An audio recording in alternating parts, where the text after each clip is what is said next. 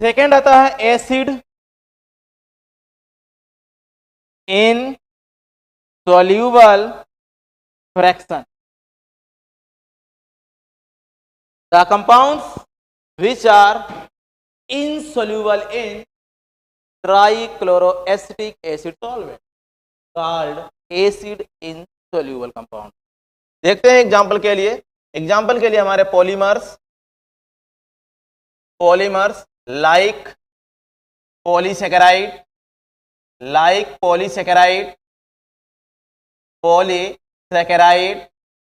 Protein, nucleic acids, DNA and RNA.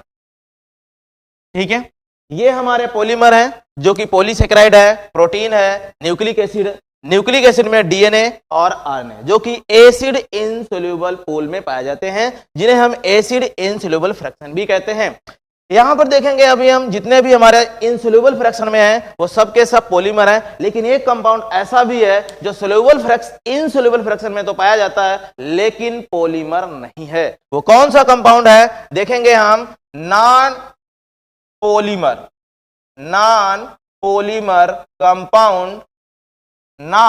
polymer compound which are present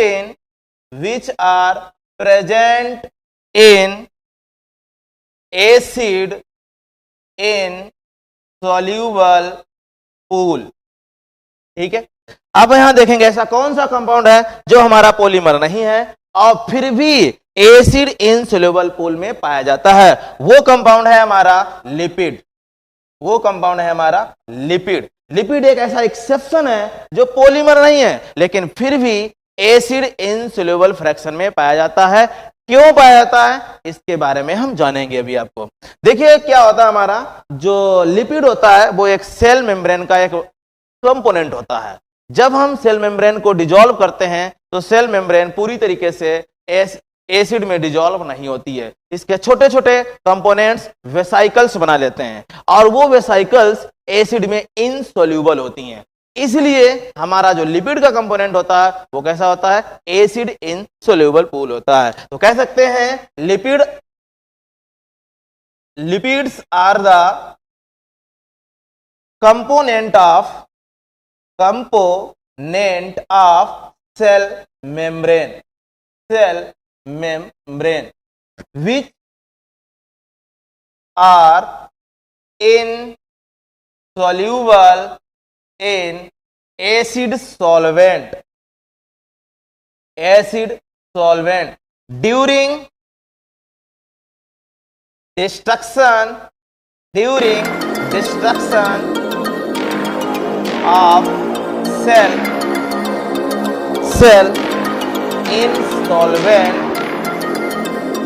insolvent cell membrane form vesicles। क्या बनाती है, vesicles बनाती है, vesicles which are insoluble in acid solvent। ठीक है, अब यहाँ हम देखेंगे कि अभी हमने देखा था एसिड इनसोल्यूबल फ्रैक्शन में हमारे पॉलीमर होते थे। अब पॉलीमर में हमारा पॉलीसेकेराइड था, प्रोटीन था, न्यूक्लिक एसिड, डीएनए और आरएनए था। लेकिन एक हमारा ऐसा कंपाउंड है जो पॉलीमर नहीं होता है, नॉन पॉलीमर कंपाउंड, जो भी पाया जाता है हमारा किसमें, एसिड इनसोल्यूबल में पाया गया है। वो कंपाउंड हमारा है लिपिड। क्या है, lipids are the component of cell membrane which are insoluble in acid during destruction of cell। अगर हम इस सेल को डिस्ट्रॉय करके पेस्ट बना करके एसिड में डिसॉल्व करें तो फिर हमारा जो सेल मेम्ब्रेन होता है पूरी तरह डिसॉल्व नहीं होता है, छोटे छोटे वेसिकल्स बना लेता है। ये छोटे छोटे वेसिकल्स बनाता है जो कि हमारे उसमें इनसोल्यूबल होती हैं, इसलिए एसिड हमारा इनसोल्यूबल फ्रैक्शन में पाया जाता है। ठीक है, चलिए आगे देखते हैं।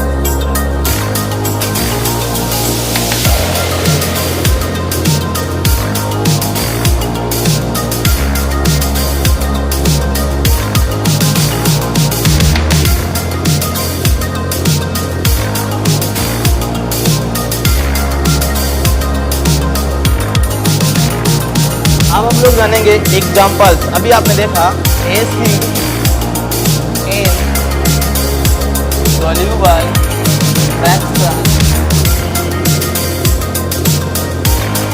ठीक है ना। एग्जाम्पल्स में आपने देखा poly saccharide, protein, lipid and nucleic acid DNA, ये हमारे दो न्यूक्लिक एसिड होते हैं। तो इस तरीके से ये हमारे एसिड इनसॉल्युबल फ्रैक्शन में पाए जाएंगे, ठीक है ना। आप देखिए जरा हम देखते हैं कि जो हमारे सेलुलर पूल था वो कैसे डिवाइड हुआ एसिड सॉल्युबल में और एसिड में। तो देखते हैं जो सेलुलर पूल है, सेलुलर पूल, जो सेलुलर पूल है ये दो पार्ट में डिवाइड हो जाता है, एक होता है माइक्रो बायो मॉलिक्यूल और दूसरा होता है मैक्रो बायो मॉलिक्यूल। अब ये जो माइक्रो बायोमॉलिक्यूल है या मैक्रो बायोमॉलिक्यूल है, ये क्यों डिवाइड है, इसका डिवीजन किस बेस पे किया गया है? ये जो क्लासिफिकेशन है on the basis of solubility in CCl3COOH trichloroacetic acid solvent, ठीक है। अब देखेंगे इसमें कौन सा सोल्यूबल है और कौन सा सोल्यूबल नहीं है। तो जो माइक्रो बायोमॉलिक्यूल्स होते हैं ये हमारे सोल्यूबल होते हैं। कैसे हैं? Soluble in CCl3COOH solution. और ये हमारे कैसे होते हैं? इनसॉल्यूबल इन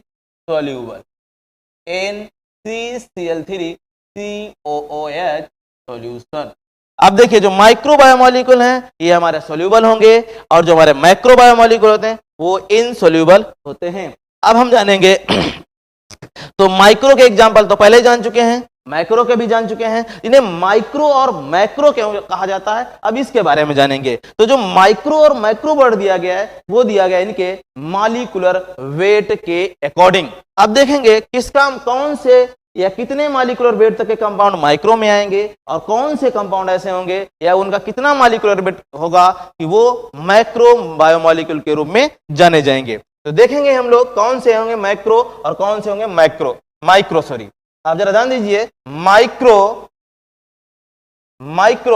मॉलिक्यूल या micro biomolecule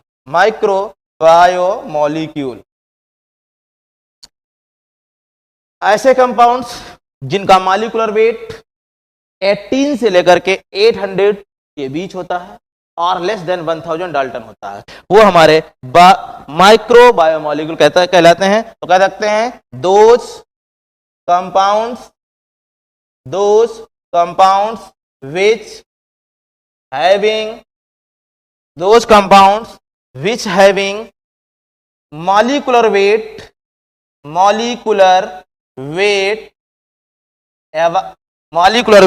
in the range of 18 to 800 Dalton or less than 1000 Dalton called microbiomollecule।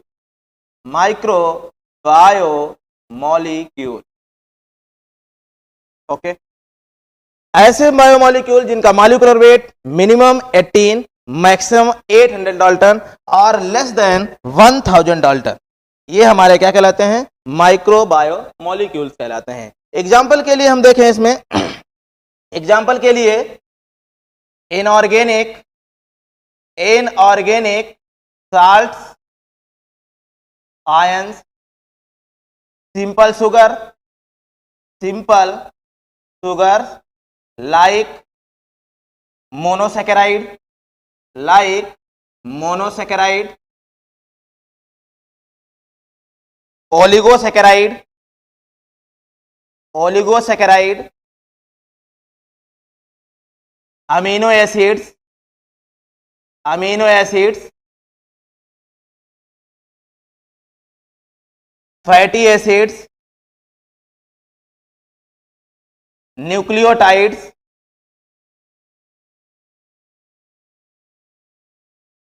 And nucleosides, nitrogen bases also, nitrogen bases also.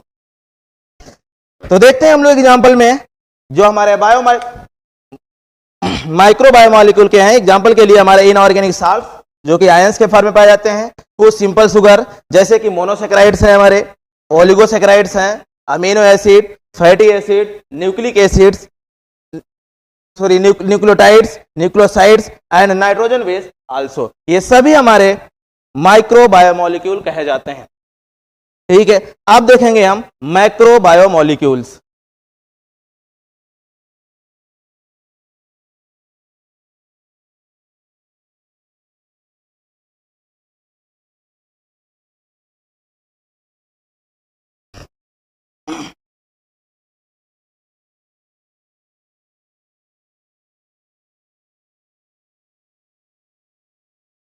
अभी हम लोगों ने देखा था माइक्रो बायोमोलिक्यूल, अब देखेंगे हम मैक्रो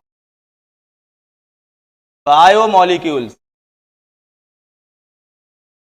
मैक्रो बायोमोलिक्यूल्स ये क्या होते हैं, इनके बारे में जानेंगे।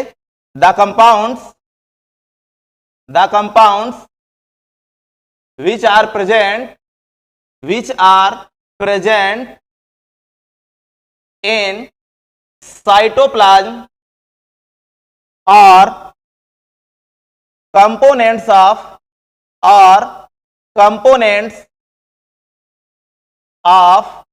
cell organelles,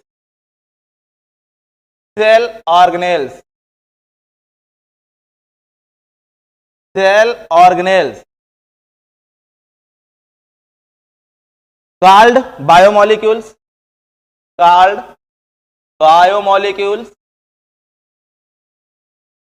and having molecular weight about more than 10,000 Dalton, 10,000 Dalton, called macrobiomolecules. Example के लिए देखेंगे हम लोग examples. Macrobiomolecules are polymer compounds except lipid। देखेंगे protein, polysaccharides,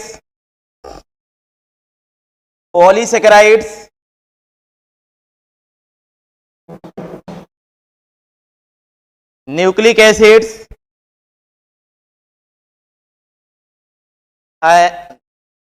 lipids, polymer of amino acid, polymer of monosaccharide units, polymer of nucleotides, no polymer, components, composition is glycerol and fatty acid। यहां पर हम देखेंगे एग्जाम्पल्स ऑफ मैक्रोबायोमोलिक्यूल जो कि हमारे polymer होते हैं। पॉलीसेकेराइड पॉलीमर ऑफ मोनोसेकेराइड्स है, nucleic acid polymer of nucleotides होता है, एंड लिपिड्स ऐसा कंपाउंड है जो हमारा पॉलीमर नहीं होता है, जिसका कंपोजिशन ग्लिसरॉल और फैटी एसिड्स होता है। ठीक है,